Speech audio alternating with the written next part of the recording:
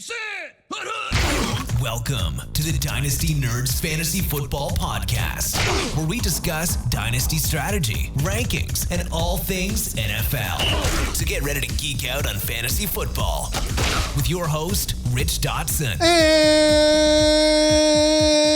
And welcome to the Dynasty Nerds Fantasy Football Podcast. I'm Rich Dotson. He's Matt O'Hara. Hey. Garrett Price. How's it going? We're back with another Dynasty Fantasy Football show. We are going to talk about some breakout players. Like, listen, you got locked up. You don't belong there. And you got to get out. Like, you got life in prison. You were set up by somebody shady. They planted on you. They planted the noose in the den in the library next to the mustard. And now you're falling. So we're going to... Not Colonel Mustard. So, just the obviously, mustard. Rich has been playing some Clue lately. It's a fun game. I haven't played in a while, but it's a fun game. It is a Clue fun is game. a fun game. And the question, Garrett, is: do we believe in life after love? And do we believe, Dude, that's where my head went too. in these players? That's all share. right, yes. This isn't two different shows. It is a share kind of week, apparently. Yeah. Well, yeah, I'm sharing. You ain't sharing. You ain't caring. Speaking of Karen, it's just late. I'm just kidding. All right. Is the breakout for real? So we're going to rate these players that have seemingly broken out this year, and we're going to put them into one of four categories here. Four, I fully trust this player, and I will put them in my lineup every single week. 3, I'll play the player often, but it is a little matchup dependent. 2, I'm encouraged by what I've seen, but they are not entering my starting lineup yet. Or 1, the breakout is fake news. This player is not broken out. So here we go. Number 1, Troy Franklin of the Denver Broncos, 24 points in week 2. And this is coming after an encouraging offseason / preseason. So how do we feel about Troy? Oh man, so this one's tough, right? Yeah. Go ahead, Rich. Listen, very encouraged. He's wide receiver 14 on the year. Kind of a massive week 2, right? Massive week 2. He was out there. He had 9 targets. He ran 28 routes. He caught 8 of those balls. Led the team in all those categories in routes run, targets, reception, yards. Like, it was great. I would be even more encouraged to put him at like a 3 if it wasn't Sean Payton as head coach, because Sean Payton could be a little screwy sometimes and kind of like switch it up. Like, he just likes the matchup that Troy Franklin has right this week, and that's a guy, right? So I am encouraged, which is number 2, but it really does, like, I don't want to say, it says I'm encouraged, but they're not touching my starting lineup. That's a little bit disingenuous because, like, it would depend else who I have on my roster, really, to put in there. So he's not that down. But, like, assume it's a contending team. Like, if you're a contending team, would you be willing to put him on your roster or in your lineup? No, because I have guys ahead of him already. Even though he's wide receiver 14, again, I'm not jumping to. That's the worst thing you could do, like, early in the season. Like, you have your good guys, and then this guy has a good week, and then you put him in your lineup, and then you're chasing. Yeah, just like, like last week, like we talked about some of these receivers that they did bad and then they did good. Like, then you chase those like weekly stats, like stick the Keon Coleman. Yeah, exactly. Yeah. Like, oh, dude, Keon Coleman, he's the number 1, 11 targets. Then you put him in your lineup. You're like, oh no, I failed. Like, and I didn't put, and I put George Pickens out. like, that's what happens. Like, of course then you say, of course he goes off. So I am very encouraged because this offense can hum. And obviously Evan Ingram isn't got any lips, so he ain't humming anything. So for me, I am encouraged, but not getting my lineup yet. Yeah, no doubt about it, man. He's got 68% of the routes run. It's second most to Cortland Sutton. He's got the most receptions on the team at 12, compared to 7 for Cortland Sutton. So I think he's involved. Obviously, even going back to him and Bo Nix being in college at Oregon, having some rapport there. I think it's all pointing in the right direction for a player like Troy Franklin. But to your point, Rich, I'm on a contender. I'm not comfortable starting him yet, but I am super encouraged. So it is going to be a 2 for me as well on a guy like Troy Franklin, and with the possibility of this thing going up to a 3, if this continues in the next 3 or 4 weeks, if this is kind of more of the same, because he looked good, and obviously there was I talk about him all throughout the offseason. I believe he put on some weight as well, which was needed coming out of college. So it's all positive. It's all good. And he looked like a difference maker, like in the making. You know what I mean? You can kind of see when a guy's kind of blossoming in the NFL, and he feels like a guy that's blossoming. I don't know that I trust it week in and week out, but you ever dance with the devil in the pale moonlight? Could this be the Joker that they're kind of looking for and haven't found? Who knows? I guess we'll find out. Yeah, it seems like they haven't found their Joker yet. Neither Harvey nor Evan Ingram have gotten a lot of touches or love just yet. But I'm in the same spot as you guys. I'm encouraged. I'm definitely encouraged with what I've seen. But I think it is a little premature to put him in a starting spot on a contender, even in the flex spot. I get it. Maybe during bye weeks, I could see that. But right now, full lineup right now, he's not going to be touching my starting lineup yet. But I think you guys are on the right track with. I'll have a better feel for it in 2 to 3 weeks if this is truly legit or not. So right now, I'm going to give it a 2. I'd feel okay in a flex spot with Troy Franklin. I would go off the back-to-back weeks for the upside there. Yeah, I mean, if Sean Payton likes him again, I'd be worried. But like for flex, I might. So you're closer to a 3 then, probably. Yeah, 2.5. Okay. We're not doing the likely meter. We're not there yet. We're doing it later. Pick your number, man. 2 or 3 years. Show me some shoulder. All right, let's go to the second guy here. Juwan Johnson, tight end of the New Orleans Saints. He's got back-to-back weeks of 15-plus points. I believe he's the number 2 tight end right now in fantasy football. Where are we at on this? How much are we trusting? This is a solid whore.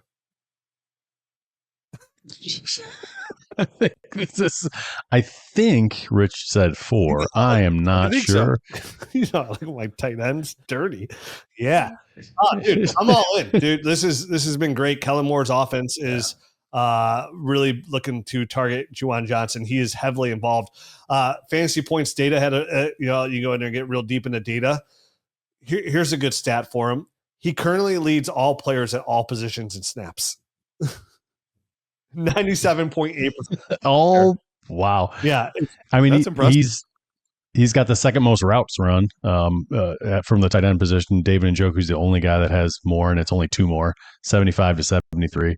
So he's highly involved. The route percentage, he's at 82%, which is good for 4th. The guys above him are Dallas Goedert, who only played 1 game.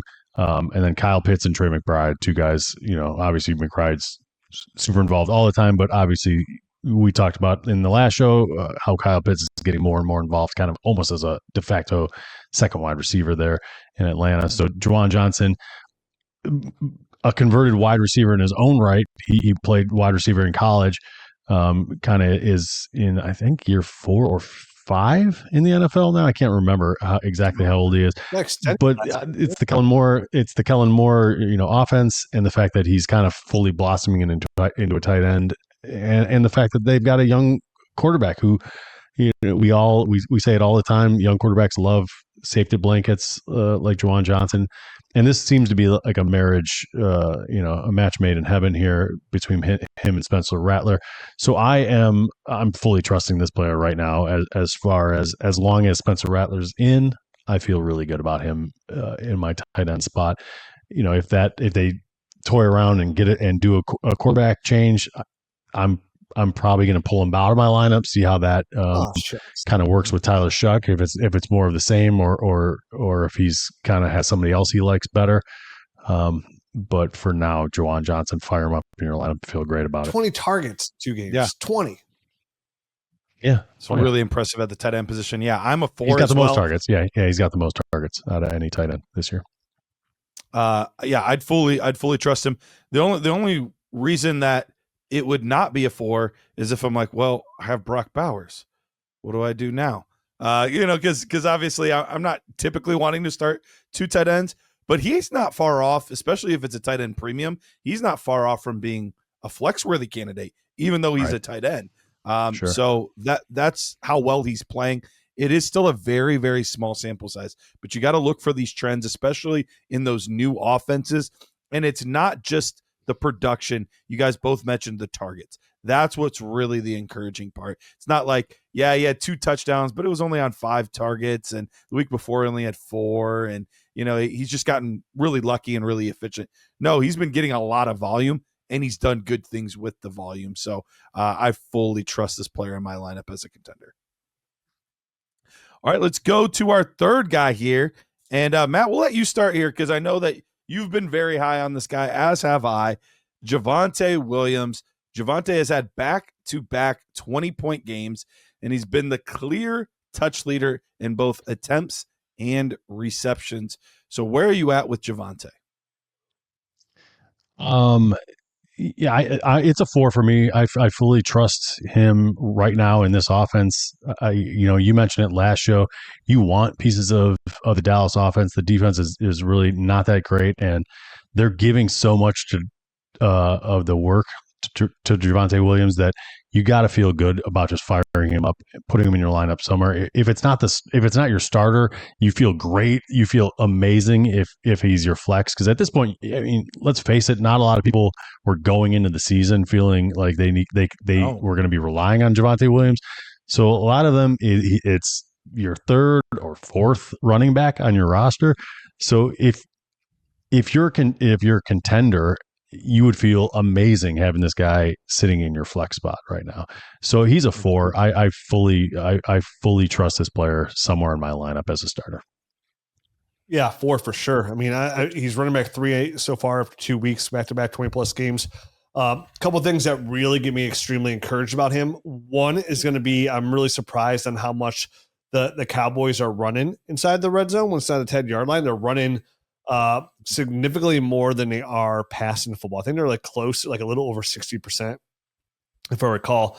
But what's really encouraging for me, it's not just Javonte's got a little bit of his explosion back, a little bit of that burst, but like he is being heavily targeted in the run game too. Like he is a true 3-down running back, and that is the bread and butter when it comes to fantasy football. He saw 7 targets, caught 6 for 33 yards. That is a difference between though. If he sees this kind of usage, that's top 6 overall fantasy football running back numbers. Like that is, and if he stays healthy, that's what you're going to get out of Javonte Williams in 2025. It's unbelievably mind blowing to me.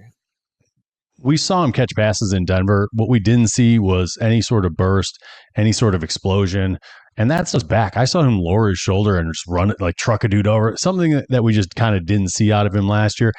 And more importantly, I think, is his yards after contact are back.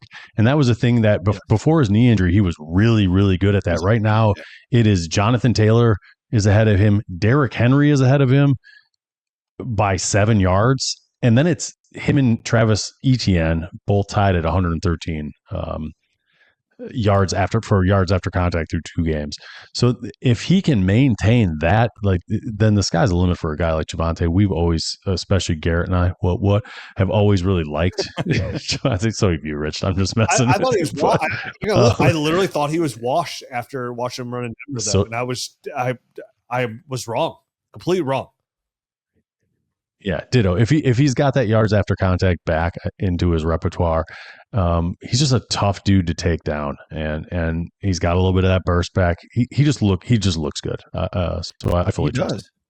He does. He looks like he did as a rookie when we're like, dude, get Melvin Gordon out of here and just let Javonte Williams have the rock. I remember that Thursday night game where the Browns played the Broncos and he put up 2 touchdowns on us and just dominated the game. And I was like, holy cow, this is a top 5 dynasty running back. And then it kind of all fell apart, and then the injury, and he just never really looked the same. And I'll be honest, like, even though I still held on to Javonte a lot of places, it was partly due to I couldn't sell him.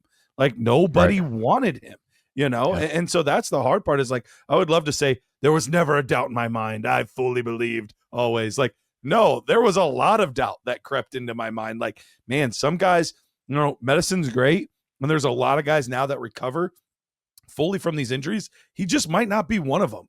Well, it took him a little longer than we would have liked, but he does look like he's back. So 4 for me as well. All right, let's go to Wan'Dale Robinson. Wan'Dale Robinson, after a top 10 target season in 2024, he has a clear role in the offense again and had a 28.2 point game in week 2. How do we feel about Wan'Dale? I give it a solid 2. I'm very encouraged. This is, my bold takes show. And Garrett, you brought up Wan'Dale Robinson over the summer too, as a sneaky player to go out and trade for. We were talking about like sneaky guys to go out and get in my bold prediction show. I picked Darius Slayton kind of be that guy. Like, this is a team that's to play from a negative game script. Yeah, they have a good defensive line, but not a really good secondary.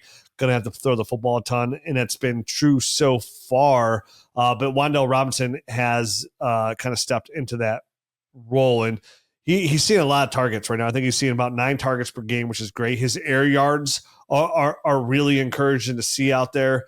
I think he's up to 99 air yards per game, so that's very encouraging. Seeing some deep targets. He's at 198 total. Yeah, so for me, very encouraged about him. But the thing that would deter me is we saw, now obviously he has much better quarterback play this year so far. But like we saw last year, he was heavily targeted and used a ton. It just didn't really turn into production. So, you expect a player like that to see so many targets to produce, like he did this week, right? He had a really good fantasy football game this week, but we also saw that come into play last year. It did not turn into anything. You gave all those numbers, Garrett, and you're like, well, he still finishes like wide receiver 70 or something stupid. I'm just making up that number. So yeah, I think it was 37, but it was. I'm encouraged. So I give this a 2 because I'm encouraged about it because he's still a really young guy, a young small guy. So if now we can build in some consistency here, need a guy outside of Malik Neighbors to get some production because there really isn't anything else going on in that offense at all besides the 2 running backs. I might get a little bit more interested, but like encouraged. For somebody who you thought like potentially could be like just a roster clogger. There's somebody like, oh, maybe he can turn to a flex play. Because right now he's like a wide receiver 4. I'm going to echo everything you just said, dude. So I'm not going to say it again. So he is a 2 for me as well. It's nice to see him with a better quarterback that kind of maybe fits his skill sets a little bit better.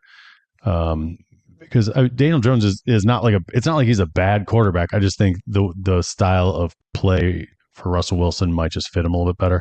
So Wan'Dale, while I'm not going to be starting him probably right now, I still don't fully trust him. I'm encouraged by what I've seen out of this. And to your point, Rich, there is no one else there besides Malik Neighbors and him from a pass catching standpoint. So they're going to keep getting targets, and he's going to get a chance to kind of more consistently be a guy that can be relied on. So it's encouraging. I like what I've seen so far. I wanted to go with a 3, but realistically, when I thought about it, if I'm on a contender, I don't trust this just yet. So I'm with you guys. I'm going to go with a 2. I do like that the targets are still there, but we're not going to see them go up against the Giants every week.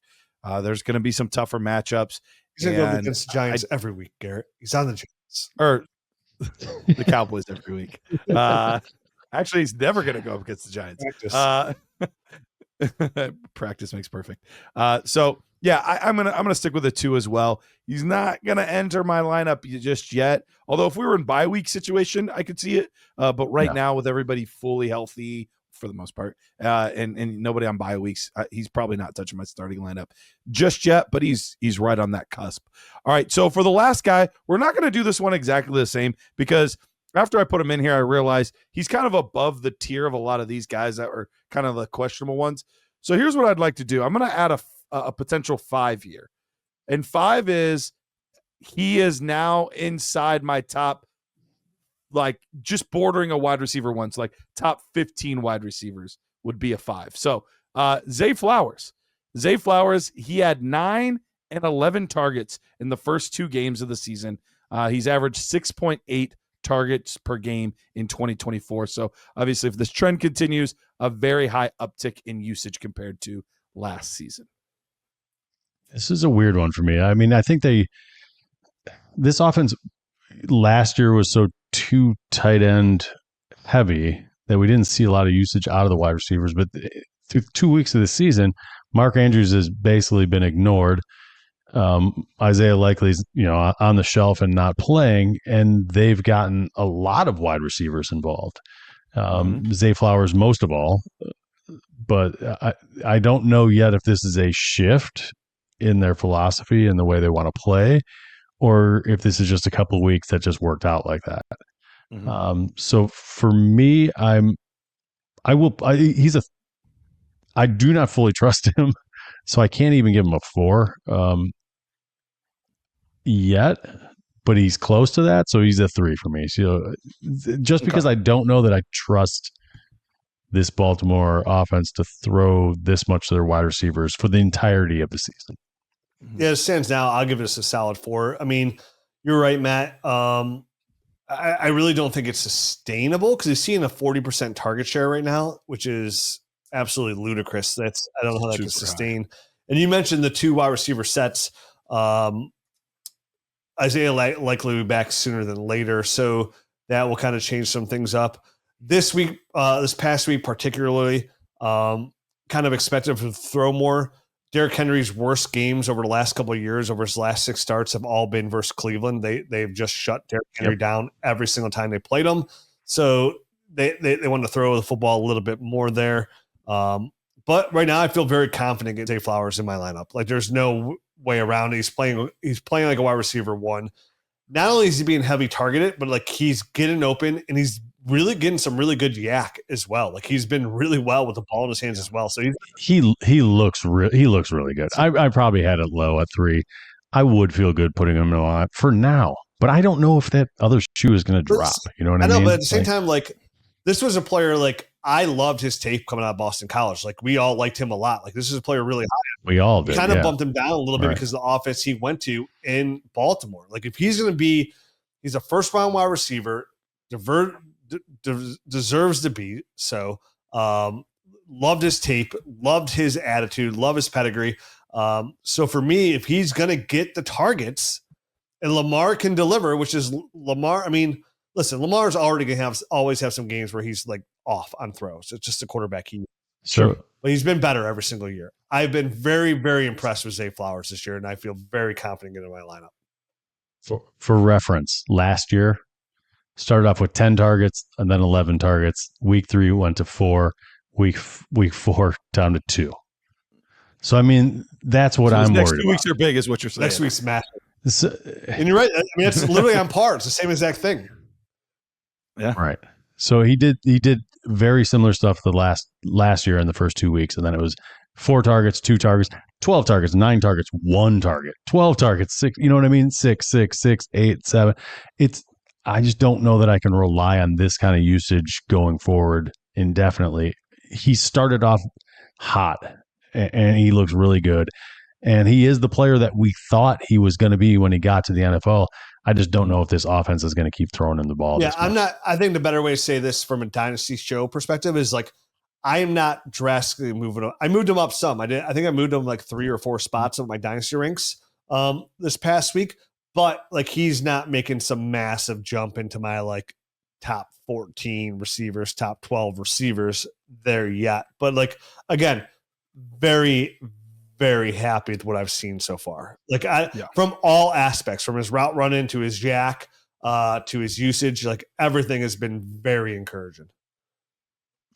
Yeah, absolutely. And I think I've been probably the highest on Zay Flowers once he entered the NFL on the show. So this isn't surprising in the sense that, I'm still at a 4 but he was kind of always at a 4 where I was good starting him every week. Like the matchup didn't really turn me off to starting him. So he was always kind of right there. He's bordering on the 5 though, where he's pushing that top 15, top 16 type of wide receiver. He's not quite there yet, But guys that are right around that range are guys that we talked about, like, you know, and I'm still not out on this player either, but like in AJ Brown, like they're close, you know, they're close. So it's tough. We'll have to see. Yeah. What world were we thinking last year that Zay Flowers be out producing Marvin Harrison Jr.? Like, nah, bro, that's not possible. It's Marvin Harrison, man, seems to, every time I'm watching him, he seems to drop a pass that he should catch, which just like what, like, I don't know that he has a ton of drops, but it just seems like every time I'm watching, he's dropping one. I'm like, mother. I'm more worried than I was 3 weeks ago. Yeah, no doubt about it. I think that's fair. All right. Let me tell you guys real quick about Fast Draft. Look, if you want to turn everything you know about fantasy football, your film study, all that stuff into instant cash, Fast Draft's revolutionary in-season contests are built for dynasty players like us. Here's the deal. We're drafting 6 players at the skill positions, no quarterbacks, no kickers, then apply the captain boosters and multiply your points up to 2x. The sleeper rookie you discovered in our film room, boost him and watch your profits soar as he explodes. That would be Cam Scattaboo, by the way. Choose between Quick 6 Super Slam or the Flex 6 Frenzy tournaments with guaranteed prize pools. First place takes 30%. That's a $300 profit on a single $5 entry. And look, this is where we dominate. While others chase last week's stats, you have our rookie nerd scores, our exclusive film breakdowns, and the Dynasty GM insights to show you exactly about who's about to break out. Not to mention our lineup optimizer, which has been doing very, very well. I wish I would have listened to it week 1 and started Garrett Wilson. That would have changed a couple weeks for me, but I didn't listen. Here's the promo code. Use promo code NERDS at Fast Draft, and they'll match your deposit up to 100%, or match it 100% up to $100.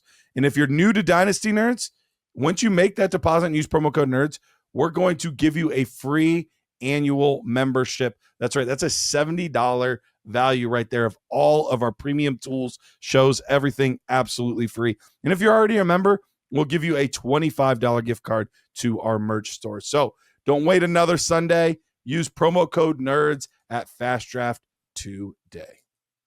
All right, let's get to our second segment of the show today.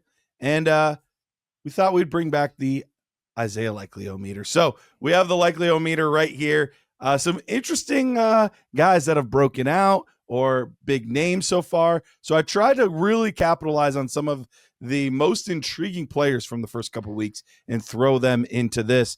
And we got news earlier this week that Aaron Jones is going to miss some times. We got news today that he is officially going on the IR. So he's missing at least 4 weeks. So knowing that, Jordan Mason is a top 16 back from week 3 on. Remember, half back, so you can use half points. How do we feel about Jordan Mason being a top 16 back from this week on? I give it an 8. I feel pretty good about it. You mentioned Aaron Jones going on IR.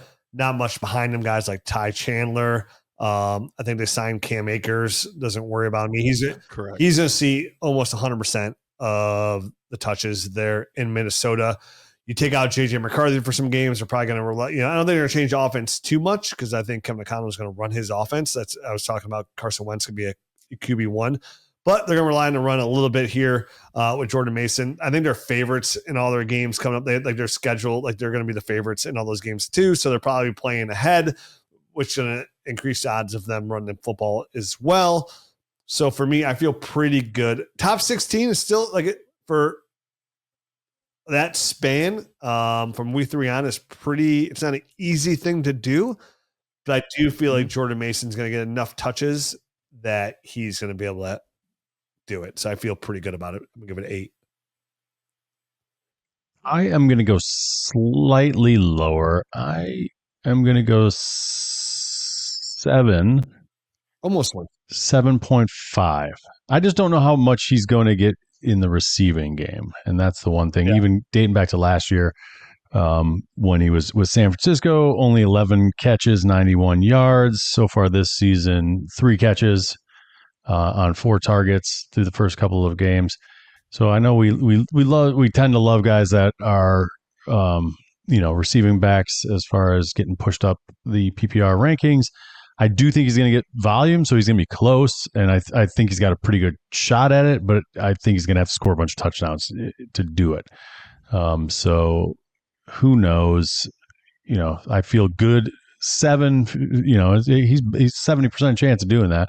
So I think he's got a pretty good shot at it. But who knows if the receiving work's not there, whether or not he's going to score enough touchdowns. They can be very, very fluky.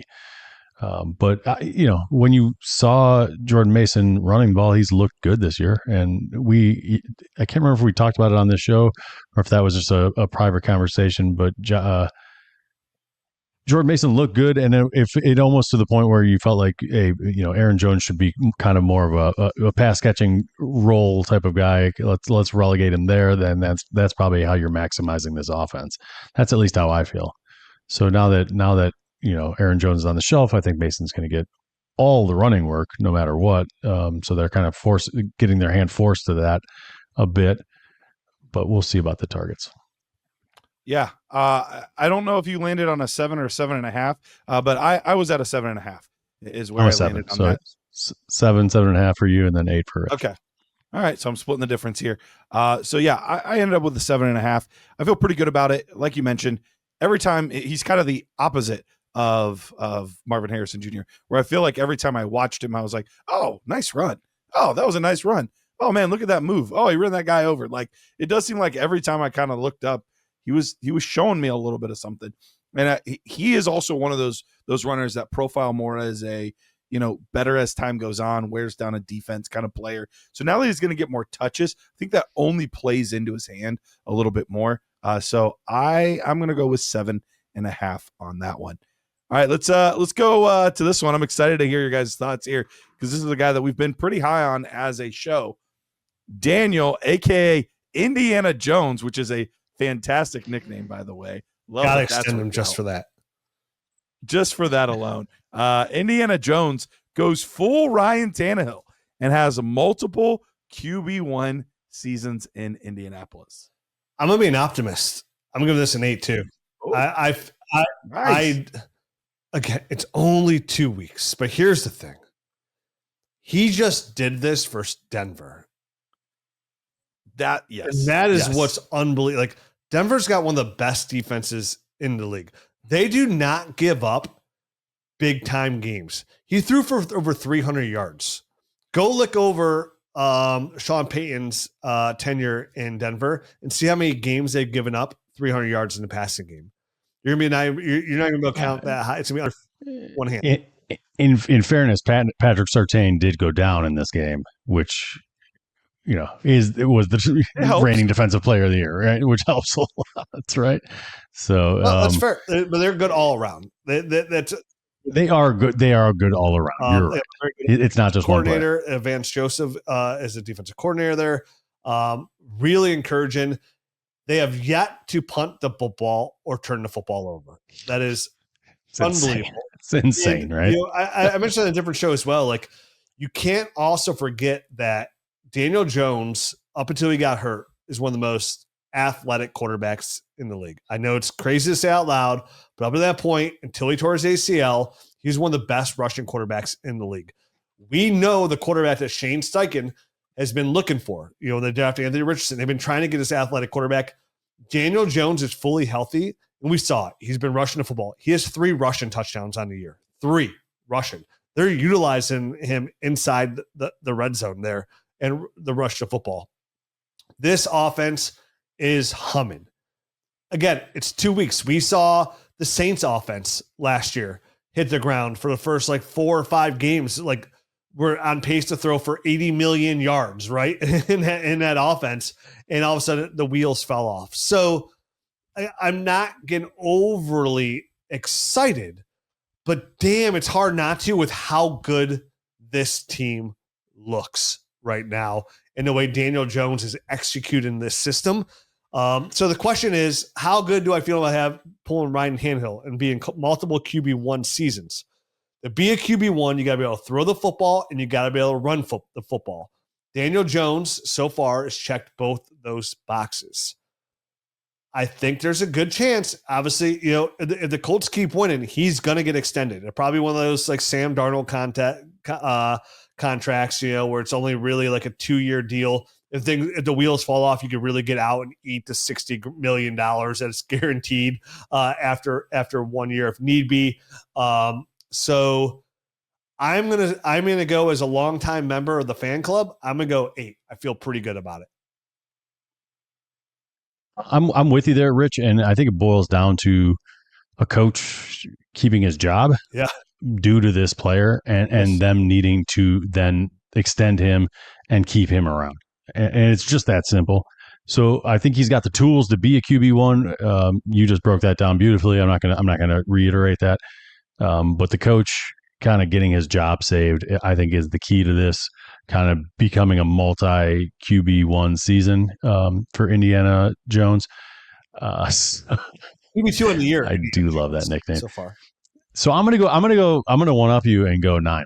It's a 9 because he's slam dunking this thing, man. He did this this past week. He scored a rushing touchdown, but only 2 yards rushing, and only 26 the week before. I think he's got some bigger rushing games underneath his belt. And we all know that, Anthony Richardson is a thing of the past at this point. Oh, yeah. We don't have to talk about sayonara, as the people that say sayonara would say. All right. I thought I was going to be the highest on this because it's tough to have multiple seasons as a quarterback one. And I had it at a 6.75, and I'm the low guy out of this group. So I forgot we could use quarter points. Dang it. Yeah, both of you guys using whole points was definitely lame. But that being said, I think you guys are spot on. There's a lot to like. And the big thing for me was, okay, yeah, he did it against Miami. Let me see what happens against Denver. Okay, you do the exact same thing against Denver. I'm in. So, yeah, 6.75 for me. Matt, knowing that you can use quarter points, are you going to change your score at all? Yeah, 8.75, please. Thank you. Yeah, I feel good about 8.75. That's a solid number. Yeah, for sure. All right. Well, for me, let's go to the next one here. Treasure. Let's go to the next one here. Rich, we'll definitely let you start this one because I know you've been a fan club in the fan club of this guy as well. Travis Etienne is a running back one this season. Rich, where are you putting this? Yeah, so my bold take was he was going to be a top 15 running back, fantasy football running back. I actually said that like he was a buy. I think for the last month and a half, I've been talking about Travis Etienne as a buy in Dynasty. And I mentioned like, hey man, the PPR game is really where I think he's going to live. He's looked pretty damn good on the ground this year too. So props to him there. I don't love though how good Bashaw Tuin looked in his limited opportunities there. He looked pretty damn good, looked pretty explosive in his screens that he got there. But I'm going to give this. Listen, to finish a year as a running back one is a hard thing to do. It's hard for the elite guys to do because the number one thing you have to worry about is just staying healthy all year long, right? So, like, that's hard to do. I'm going to give this a 5.5 because maybe Bashaw will give him enough breaks to stay healthy. And Travis Etienne's been a pretty healthy running back over his career. So, I'm going to give this a 5.5. It's more not even really like a diss on Travis Etienne. It's more just so hard. Like to pick a running back one on the year, week 2 is hard. I mean, look, Quinn Allen's still on the field out there. Bashaw Tuin looked pretty good. I'm still very encouraged about Travis Etienne's usage. I'm still very encouraged about the talk of the coaching staff using Travis Etienne. They've been true to their word up to this point, to the point where they, again, I never thought like the Tank Bigsby trade was a Travis Etienne thing. I really did think it was a Bashaw Tuin thing.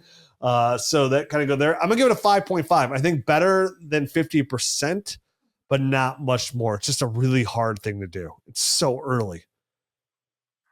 It is. It's early, and he's running back 9 right now. And to your point, Rich, Bashaw Tuin, I don't think is going away. So I think that's what is the biggest hurdle for this thing. Is the guys behind him, like you mentioned, LaQuint Allen also not going away.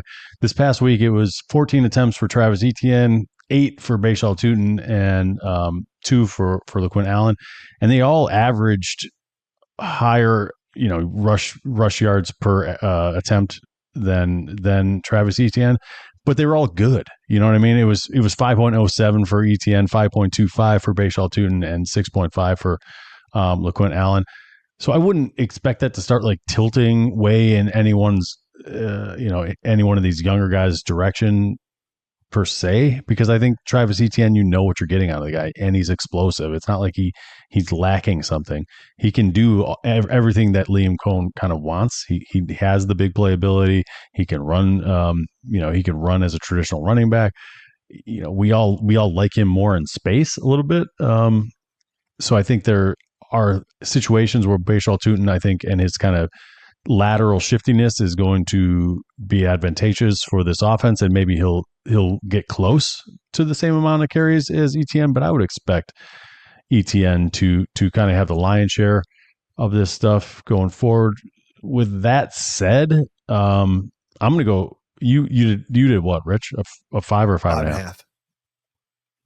I am going to go. I wish I had 0.25s on this one. I'm going to go 5. I'm just going to go 5. I think it really is 50-50 with him being number 9 right now. I could see him pretty easily going down to being 13, 14 and just missing out on the cut here. But I do expect him to be a high-end producer regardless of if he's a true RB1 or if he just misses We out. are 12% through the season, so. Correct. I had a 4.5, so we're all in a similar range as far as this goes, and it's no knock against Travis Etienne, but I did kind of worry week 1. Are we going to see a little bit of a hot hand approach at times? And I do think we got some indicators of that this week, where there could be some times where it's like, yeah, instead of getting the 66% of the snap share that Travis Etienne got this week, maybe it's more of a 50% on a certain week or 45 on a certain week if one of these guys really does something special or does something really well. So that is something that concerns me enough. I do think he is going to, once we look over the course of the season, I think he will be around probably 60%, 65% snap share. So I think he's going to live in a similar-ish range to this. So it's definitely not a knock against him. I do just think these other guys are going to be annoying enough that it will potentially take away enough of this from Etienne to make him more of a 13, 14, 15 type of range. But I think it would not shock me, though, if he does end up as a running back 1. All right, 2 more to wrap things up here. Bryce Young is the starting quarterback for the Panthers week 1 of 2026. What's the likely-o-meter on that, Rich? I'm going to give this a 7.75. We had a group text amongst all of us going on early on. Bryce looked really rough that early on, the sack, the fumble, the pick. But I mean, after that, Bryce kind of put together. Like he looked fine. Clawed out of it. He looked fine. So I think again, the starter for week 1, I don't know how, we'll see how the rest of everything goes. I think it's more likely than not. I'm giving it a 7.25 because the wheels have to really fall off. And I mean, guys, if we're being honest from a fantasy football perspective, Bryce Young is quarterback, again, only 2 weeks, right? But Bryce Young is quarterback 19. He's ahead of Matt Stafford, Dak Prescott, JJ McCarthy, Tua Tagovailoa, CJ Stroud, Michael Penix, and Bo Nix. He's been a better fantasy quarterback than all those quarterbacks, which is crazy to say. They'll be a quarterback 9 because Spencer Rattler's ahead of him. But he's ahead of all the, again, to say he's ahead of Bo Nix is crazy. Stafford, how much he got to throw the football. Dak, for how much we thought they're going to throw the football. I mean, he still had over a 20-point game this week. He looked really rough to start the first quarter. But I watched that entire game, and he did really start to put together and look fine after that. Well, I mean, they dug such a hole that he had to just go into throw only mode. You know what I mean? That's good though that he was able to do it though. I'm saying if he was that's why I'm more encouraged that he is that tells me, hey, all your problems aren't Bryce Young on that team. It's good. It's good for fantasy that he had to do that. But we're talking about, is he going to be the starting quarterback next year? Can the Carolina Panthers go into next season thinking this is the solution? That's, I think, the question. Have a lot here. of holes. And, I mean, it really comes on their draft pick too. Right. I mean, are they winning games with him this year? Are they not? Because they're what? They're 0-2 right now. Right. No, I mean, going forward, if they're not winning games and he's doing well for fantasy, they don't give a crap about that whatsoever. They need to. I was throwing out fantasy numbers. The question is, does he start next year? But I want to put up like what his fantasy numbers are currently. But yeah, I mean, that's right. I gave it a 7.75 to be a starter of 2026. I think it's more likely than not. So listen, do I think Bryce Young is like a long-term like Super Bowl winning quarterback? Definitely not. So like at some point, like he's not going to be the starting quarterback of the Carolina Panthers. I just don't know when that's going to be. I don't think it's I don't know if it's next year that they replace him or not, but I'm leaning towards it is. So 4.75 for me, just slightly less than 50% chance for me that he's the starting quarterback next year, just because it's supposed to be a good class. They're 0-2 already. They don't look like they're capable of like putting this thing together and winning a bunch of games. And if they lose more than they win and they're in position to draft one of these quarterbacks next year, I don't see how you pass them up. With what you've seen, I think Dave Canales is making chicken salad out of chicken shit right now. And I think he would much rather eat a steak and just, feast a little bit with a good starting quarterback. And honestly, it kind of hits the reset button on his 2-year coaching experiment here in Carolina as well, if they get another quarterback. So for me, it's less than 50% chance that he is the starting quarterback. I just think he's got too many holes in his game. I think he's getting maximized, and it's still not a great result. So going into the season, the over-under on wins for the Panthers was 6.5, which there were only 5 teams lower than that. So that would put them at the 6th team. They're already at 0-2. And if we think that there's going to be at least 3 draftable quarterbacks inside the top 10, it just makes it seem like a decent shot that they could be moving on and looking at somebody else. And this is already year 3. No, this is year 2 for Canales. So it'll be year 3 next year. Year 3. It's year 3 for Bryce Young. So it's a guy that he didn't draft. You know what I mean? Right. So I could see him trying to say, well, I got stuck with this guy. I'm, let me get a shot at and get my guy, and then things will be a little bit different. We'll see. But Matt, I'm at the exact same spot. I do think it's really close to 50-50, but if I had to take a side of it, I would take the less likely side. So I'm going 4.75 as well. Hey, Nerd Herd, want to tell you about a show that we've been doing live on YouTube where we go over your teams and we talk about how to fix your broken roster. It's called Roster Rescue. We do it live every single Monday at noon Eastern time. And if you want to get a part of that, just head to our Dynasty Nerds homepage, go under the store tab, and you'll find Roster Rescue right there. Perfect opportunity to get your rosters in shape before the season or even in the middle of the season to make sure that you can win a championship. All right, let's get our final one of the show here. Kyle Pitts. We talked about him earlier on being somebody that is being used quite a bit in the offense, looking like maybe the number 2 receiver on the team. Kyle Pitts finishes 2025 as a top 6 tight end. 1. What do you guys think? 1. Wow. If I can go lower, I would.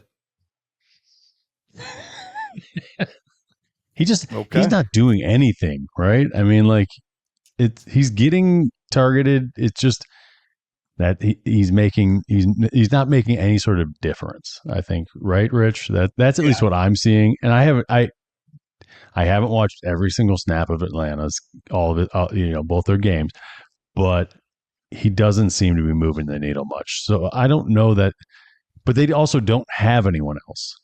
It's him it's I mean obviously Bijan and Drake London, but they don't have any other reliable targets on that team. So I think he might still get targets, but this might be like the Wan'Dale Robinson of last year from the tight end position, where he's just like got a bunch of targets, but it just didn't lead to anything. Yeah, dude, he's tight end 11 right now. I mean, dude, first of all, the question's top 6: Brock Bowers, Trey McBride, Tucker Kraft, Tyler Warren, Harold Fannin, Juwan Johnson. Like, come on. Like, Harold Fannin is not finishing top. You don't know how these are going to play out over here. You don't know what's going on here. So, like, yeah, dude, it's just, yeah, there's, I can't get down on this top 6. All right. So one for you, Matt. What do you got? Here's a better question for the audience, because anybody who says it's going to be top 6, nobody's going to pick on to be top 6. Who finishes? I was going to give him a 3.124. Okay, that's still low odds. Here's a better question for you, guy who already talked to you. You got to keep it tight with tight. You got to keep it tight with tight ends. Oh, that's right. I did the opposite. I was thinking receiver. Can't the rules, doing crazy guy. Right. Who finishes higher this year, Juwan Johnson or Kyle Pitts? Juwan Johnson. Yeah, me too. That's what I'm picking. I mean, what do you mean? I'll go rogue. I'll go Kyle Pitts. Okay. So it's going to go. I've been a little more enthused. All right. Well, anyway, Kyle Pitts finishing as a top 6 guy. Finish higher than Kyle Pitts. I'm gonna give it a 3 because I have to keep it tight. I'm not gonna go 1. Right. 2 3s. Or no, I'm gonna give it a 4. I'm gonna give it a 4. Oh, I think he's got a chance. I think he's got a chance. I think he's got a chance. No one else is there to throw the ball to, but it's going to require him actually making a couple of plays and maybe scoring some touchdowns. But you never know. Crap could happen. Kyle Pitts, George Kittle finished higher than Kyle Pitts, and he's going to miss. He's on IR. I mean, yeah. We will see. I mean, yeah, probably. Pretty good, right? Partly just because George Kittle misses like 3 games every year and still finishes. Yeah, that's what I'm saying. It's great. We scored almost 20 points his first game, too. Yeah, come on. You only played a half game. Yeah, pretty impressive.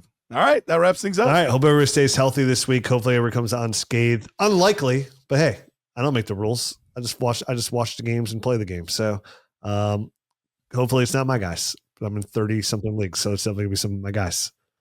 Thanks, JJ Reed. Got a lot of your shares. Thanks, JJ McCarthy. Got a lot of your shares too. So we'll be back next week. Tune in for the rest of the shows this week. Our Thursday show is. Well, this will be the Thursday show.